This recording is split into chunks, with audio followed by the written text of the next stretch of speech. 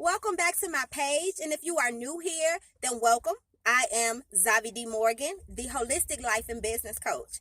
Now, today I'm just going to give you a brief example of the difference between registering your brand or your business as a sole proprietor versus having that limited liability registration, aka LLC. Okay, so as a sole proprietor typically is an independent contractor. The independent contractor may be into construction or landscaping. You have some beauticians who are considered independent contractors. Individuals who don't have employees per se, or can still register their brand as a sole proprietor.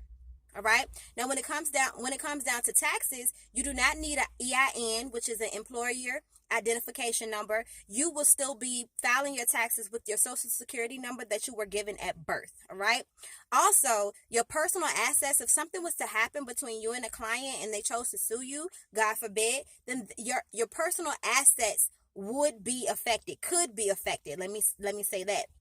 Your personal assets could definitely be affected underneath of this sole proprietor registration versus the LLC, the limited liability corporation. Now, the individual who will typically file a LLC for their brand of business is the one who plans on having independent contractors work for them or employees work for them. They limited liability corporations, they register a business name versus using your name as a sole proprietor and filing with your social security number. You would then have to file for an EIN, an employer identification number, with the IRS. Okay. Now, one of the benefits to filing your brand as a LLC is that your personal assets are now protected. Your personal assets are now protected. Not so much your business. It's business time, baby. You done fell in that lane. Okay.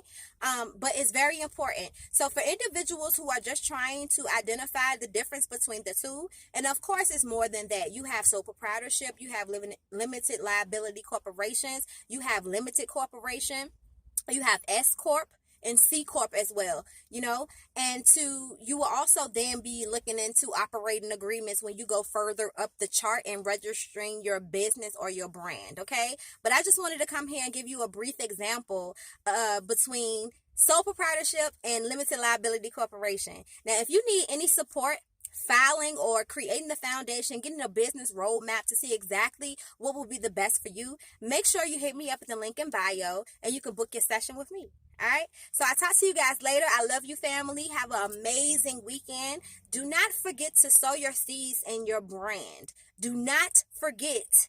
Do not. You understand what I'm saying? I love you. Peace out.